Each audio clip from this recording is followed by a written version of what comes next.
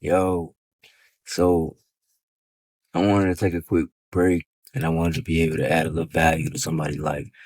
So I noticed, man, there's a shortage of just stability in my community. There's a shortage of stability in uh, with men in general, and I want to say become so valuable they can't say no. Become so valuable they can't say no. So for me, you know, being a felon facing prison at the age of 19, um, losing jobs, working at dead end jobs, working at chicken factories like Marshall Durbin, Sanderson Farm, working in warehouses, making minimum wage, um, you know, trying to hustle, nickel and dime and being a middleman, penny pinching type bull crap. Um, I had to find another path. And I remember when I was losing these jobs or when I was getting fired or when I was like, yo, I'm better than this. It's why can't I be stable? Why why can't I be that man and provide for my family? One thing I said was, dude, you got this record on your background. You have to become so valuable, no one can say no. What did that look like? All right, for me, I went and got a skilled trade. So I became a pipe fitter. I took that fitting skill and added to it. I became a welder. Then from there, I became a combo welder. In addition to that, I became an orbital welder. Like this took time and energy and a little bit of money to invest in myself to actually add value to the skills that I was bringing to the table or to the marketplace, more specifically. I went and joined a local pipe fitter welders union to create more stability, to be able to go through that union membership and refine my skills if I wanted to go in any other direction.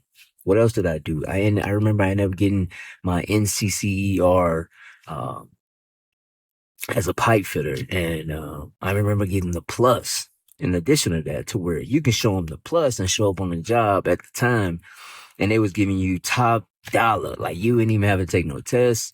You was coming in as the man out the gate. Uh, so and NCCER is National Center of Construction and Education and Research. It's a decent program for sure. If you in that construction or industrial commercial industry, some companies still value it. All right, so after that though, what I end up doing is working on personal development. Dude, I end up getting my bachelor's degree in psychology while I was fitting pipe. I remember working 712, working out in Crystal Rivers, Florida, working 712 and damn writing research papers. I remember me being a pipe fitter, the lead man, and I'm making sure everybody's straight and I'm making sure all the welders got their head down. And then when they got their head down, I'm reading a book. I'm reading a book. I'm writing notes. I'm writing essays. Like, I was serious when I said I want to become so valuable they can't say no because I heard no so many damn times since the age of 19. No, we're not hiring you. No, you can't stay here. No, no, no, no. So I was like, fuck it. You ain't gonna be able to tell me no more. Now, in addition to that, with me becoming, taking, my personal development to the next level, I remember I started climbing up. I became a foreman, then a general foreman, then a superintendent. Then from there, I remember coming a third party process piping QAR, which is a quality assurance representative for the owner. You know, like just continue to climb and to progress and just leveling up when it comes to owning my skills. Never being satisfied, never wanting to stay in one spot because I'm knowing that if you lay me off or you can't hire me over here because this is done, guess what? I got 6 more things in the pot that I know I can show up as. You know? So think about it. Whatever it is, whatever industry you're doing, whatever you're trying to put together, if you feel like you're not being stable, you're you're always losing your job, you're always getting fired, um, just your relationships, everything going on in your life is not being in a place that you would desire and like it to be. You need to come to a realization of yourself and say, hey, you need to become so valuable they can't say no. How do you do that? For number one, you need to self-assess. And what I mean by self-assess, that means to go within. That means to understand what it is that you are lacking at. Like, why are you making the same mistakes that you're making? Like, are you organized? Damn, no, I'm not organized. Okay, so how can you focus on being organized? Do you understand the concept of time management? Okay, well, cool. How can I work on actually showing up to work on time? Or when I show up to work, I put so much into that time that I have, so much value into that time that I have. Like, how valuable are you? Do you know who you are? Or are you going to work and you just adjusting?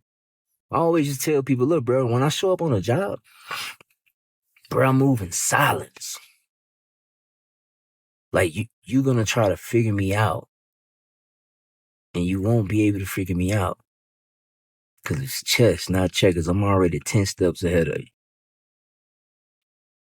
I'm 10 steps ahead of you. I'm not wrapping my mouth. I'm not telling all my business. Yes, I'm keeping it cordial, but I'm keeping it professional. I'm keeping it so legit to where when you come to me trying to talk about these hoes you had from the other night and that this is what you was doing, or trying to get me to joke around and talk about other brides or this and that, guess what?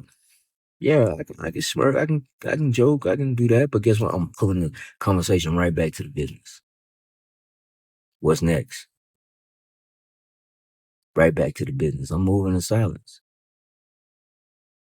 And guess what? When they can't figure you out, it makes them nervous. Or should I say, it make them nervous.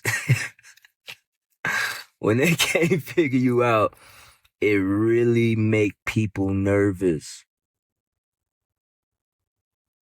So don't take people not figuring you out to start boasting or to start being loud or braggadocious. What you should do is move so strategic, move in straight silence when you out in the field, when you out in your industry, when you out at work.